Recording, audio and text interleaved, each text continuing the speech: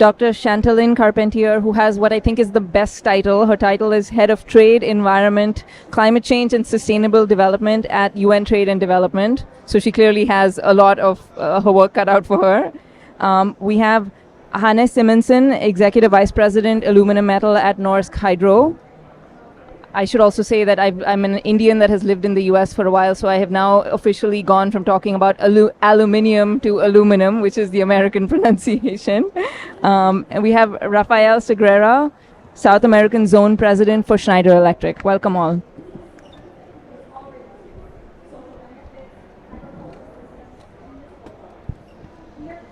And unfortunately, Graziel was unable to join us, but we already heard the great example from Sharon about Vale and the work that they're doing. So thank you for that, Sharon.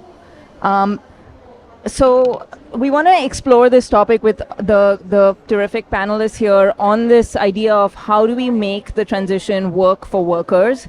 And so I want to start, Chantalyn, with you. To get us underway. You obviously sit at the heart of an organization that thinks about international development, thinks about climate. We're obviously in a world where, shall we say, there is a lot of change and uncertainty. Given the changing geopolitical and macroeconomic context globally, how can we ensure that countries that are participating in the transition, so let's just maybe start at the country level, how can we ensure that knowledge and capabilities, insights transfer appropriately across countries in an efficient and thoughtful way? And what role can international organizations play in that dissemination of ideas and technologies, just so we ensure that first and foremost at a country level, this is an inclusive transition before we talk about workers? Thank you so much, and it's a pleasure to be with you. You can all hear me? Yeah? Okay. So thank you so much, Michaela, and it's a pleasure to join this panel. Let me start by saying that first and foremost, UN Trade and Development is here to help bring not only the negative, but the positive side. And trade really is helping to reduce the cost of achieving the Paris Agreement and of the energy and green transition. And therefore, while we also work at minimizing the negative spillover effect on developing countries of all the industrial policies being put, it's important to bring here to the COP the positive role of trade, because it's often forgotten, and it's not just trade, it's trade, investment, finance that are all needed. Having said that, I'm just going to start with a specific example. So we published this report, which is a guide for policymakers on mostly from developing countries on how to use trade, and we have a companion on investment and investment policies to actually implement their NDCs. And by the way, 90% of the third NDCs that were submitted ahead of this COP are from developing countries. Developing countries see the opportunity, but they also see that they need to adapt to climate change, and therefore they must be proactive. So how do we help them? And this is a bit of what this guide is trying to do. And I'll just give you an example. We did a pilot in the Gambia, and basically in the past, the NDCs were mostly done with the environmental ministries. And then in the guide, we say you got to bring the trade ministry. So first of all, you need to first nominate a trade focal point, and then identify your key sectors for adaptation and your key sectors for potential opportunities. Am I? You're good. Yeah, okay. And then basically, once you identify these key sectors, then you look at the trade and investment policies to support that, and that include, of course, the upskilling of the workers. So I'll give you an example of the Gambia. The Gambia, basically, we look at their top export, top import, and they basically said, look, we need to add value to our fisheries, which are their top export, before we export it. But we need to process that fish with renewable energy, otherwise we won't be able to access to the market. And therefore we need solar production of the processing of our fishes. I mean, it's simple when you think about it, but unless you bring the trade ministry, you look at your top, thank you so much, you're not gonna get to that. And then they basically said, okay, the next step would be, if we can have access to the affordable technology, is to see, okay, we have a lot of fish waste when we process. Could we turn that into fertilizers? Because one of our large costs of import is chemical fertilizers. Not only are we reducing the import, but our dependence on import. But we also going to be minimizing the environmental impact of our production. So this is a specific example. Of course, what you're going to need, the trade, the investment, you're going to have the policies, but also the skills to do that, to deploy the solar panels, to basically train for the maintenance of those. So that's one way we're doing that. We've worked with the action agenda for the COP30 presidency. This guide is part of the action agenda, where we're going to bring with our partners from the WTO, the World Bank, the ITC, the WEF, together to basically see how do we increase trade finance, how do we ensure we have the right policies, how do we ensure we have the right standard and minimize the cost of these technologies. Second big opportunity for developing countries, bioeconomy. There's another challenge that's been launched by the COP presidency on bioeconomy challenge. We've been asked at UNCTAD to help develop the market development of bioeconomy. This is low tech, but you still need the knowledge, you still need the technologies to get there. So that's another area. And by the way, all of you are invited to contribute. These are open source platforms to really develop these between now and 2028 so that we can actually get to the next stock take and say we actually can make that transition and not leave developing countries behind. So these are just some examples. I'll stop here and maybe can continue this discussion. Well, thank you for sharing that. I love the tangibility and the specificity of the examples that really highlight this idea that if we're making these investments, how can we make them in a way that is collaborative, that is inclusive, that keeps people at the core. And also, I'm an engineer by training. I love the efficiency idea of can we also use them to try and reduce our reliance on inputs and just make the overall process more efficient. So that's terrific. Also, just for those of you who are keeping track, there's 2 different reports, so you all have good weekend reading ahead of you. There's the World Economic Forum McKinsey report that was talked about before, that is really creating this framework for how to think about inclusive transition from a corporate side, and the report Chantal mentioned, which is a terrific set of examples that I think are really important as we engage on this agenda. So I want to now pivot then to the private sector lens and bring you in, Hannah. You lead aluminum metal for your organization. We know that low carbon aluminum is integral as we think about a whole host of transition technologies. It is also a contributor to emissions, but it's not just the direct contribution, it's also an enabler to the rest of the economy, and so a vital input. And what that means is that you're both producing a product that is important, but also there's an entire value chain that sits around the product, an ecosystem that sits around the product. So could you talk a little bit about how your organization is leading the way in engaging with stakeholders, enabling a variety of stakeholders to participate in the green transition in an inclusive way? Yes, absolutely. Thank you. First of all, as you said, aluminium is a part of the solution. It's a way to make sure something here. Oh, we can hear you. Okay, take that off. Okay. So it's we're also engaging in adaptation on this panel. And aluminium is therefore needed in so many different value chains for the green transition.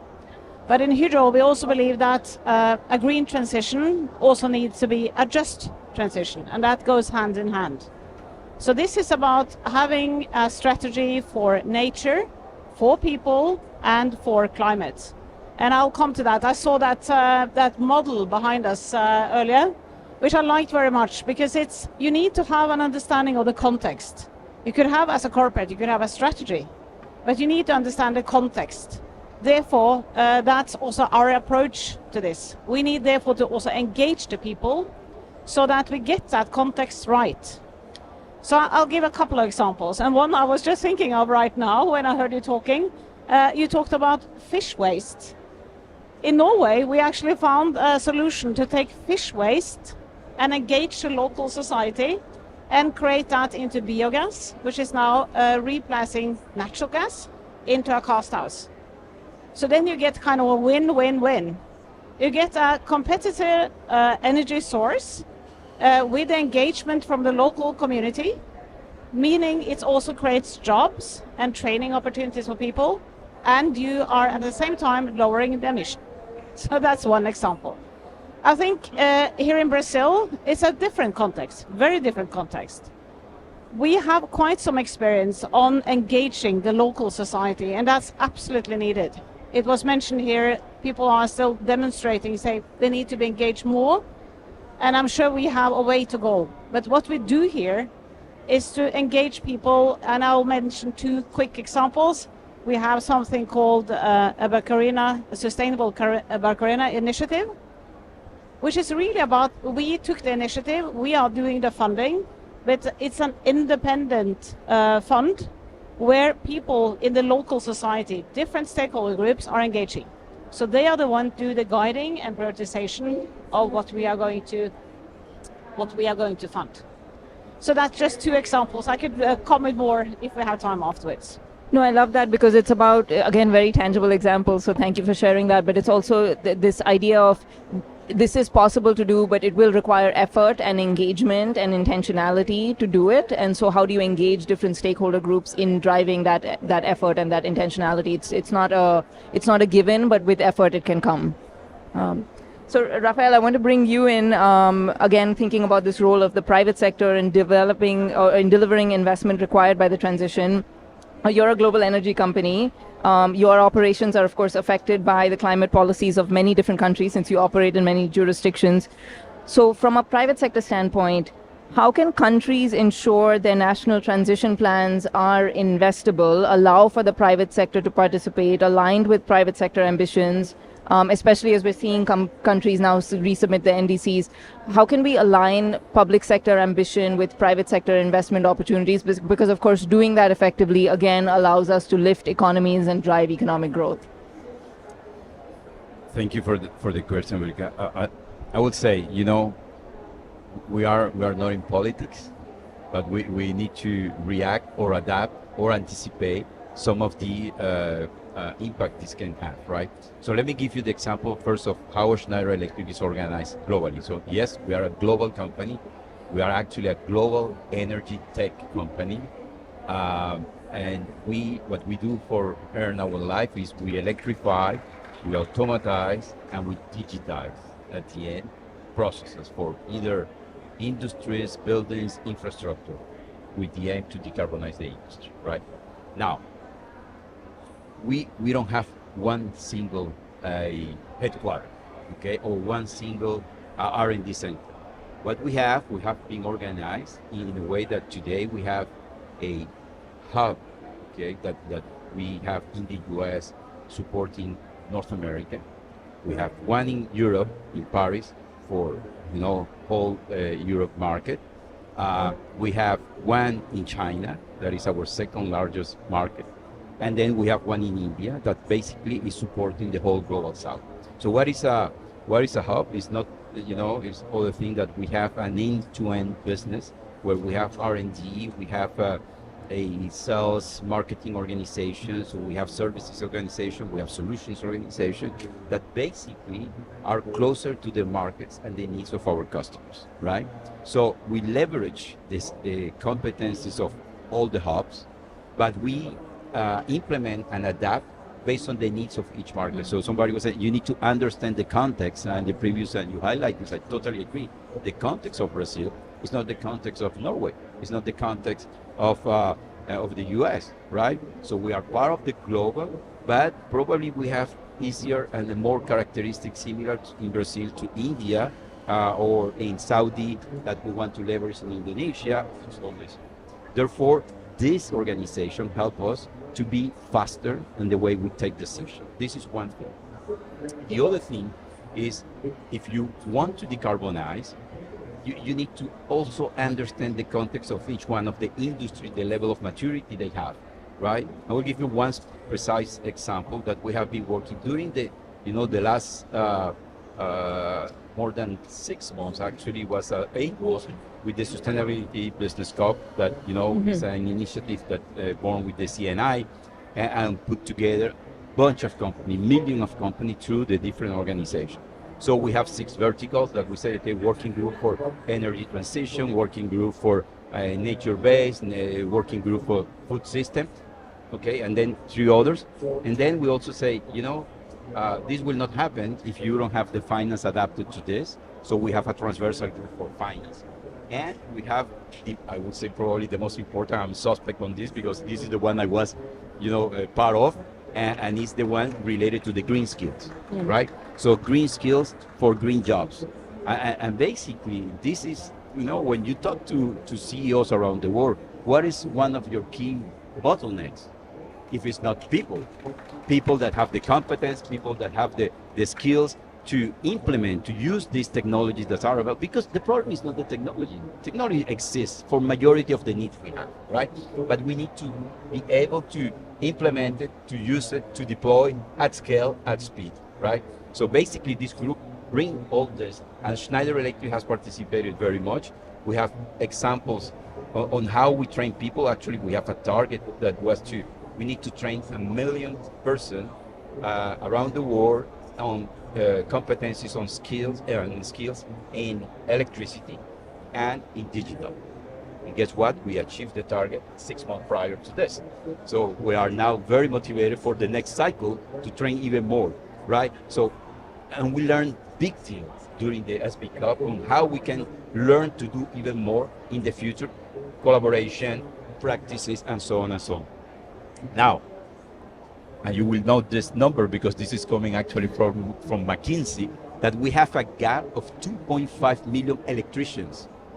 So how you will do an energy transition if you don't have electricians? And the problem is not just the electrician. These electricians need to be trained on digital skills also, right? Because they will need to use and implement AR. They will need to use and implement, all this bunch of technologies that are there to be more efficient. So when Alan was talking about the gap that we have, the huge demand on these skills and the poor ratios that we have on offer, on people ready for, is creating a big bottleneck. So we are participating in this just to make sure, and we do not only looking at the global thing, but very specific. So the study we did with Systemic afterward was very specific on the bioenergy, right? Because we need in the bioeconomy, you need bioenergy, and the bioenergy is about the molecules. And this country is very rich in this bioenergy. And we need to adapt the policies to favor this.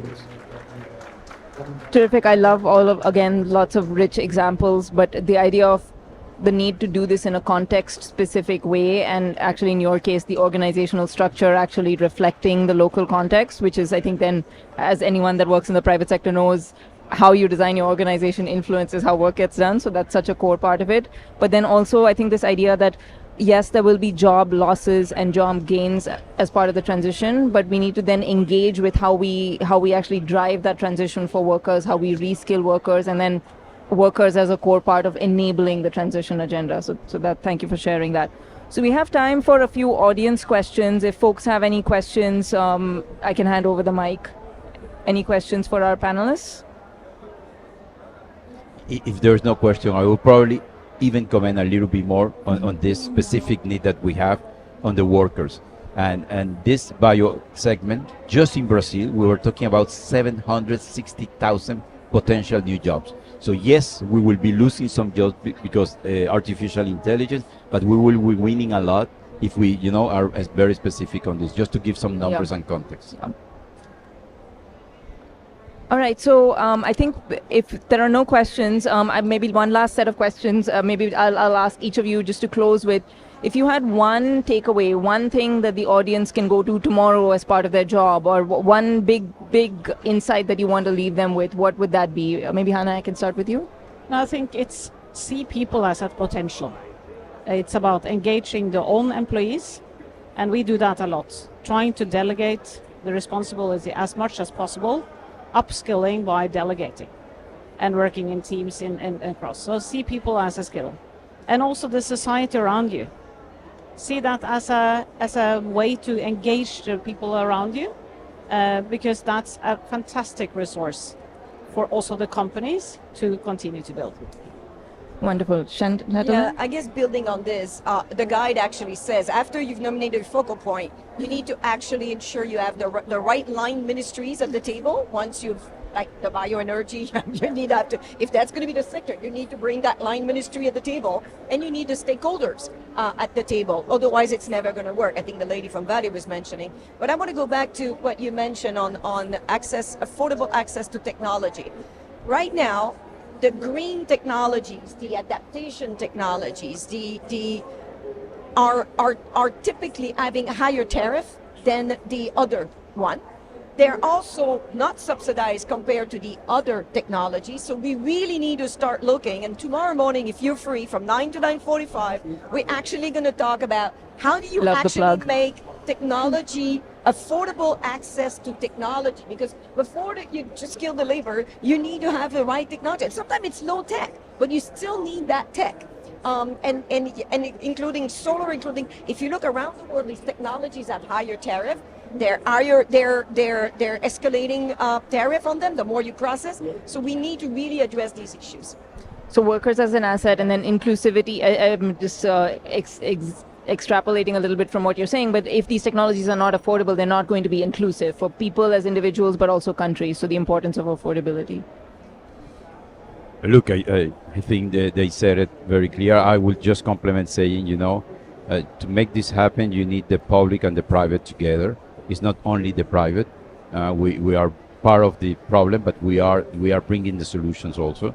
And we need the public really to have the policies that to promote and facilitate this into the world. So for me, it's a call to action for the private to engage more with the public, and to the public to understand that there is no solution if the private cannot find a sustainable economical impact also, right? So we need to make sure that there is a potential, or there is an actual potential business return into all this action, to make it sustainable. We need to be honest into this, because this will be the way to embark more people. So technology is available. We need to make sure that either the financing or the trade are favoring, that these technologies are there. We need to train the people, and you need strong collaboration between both public and private.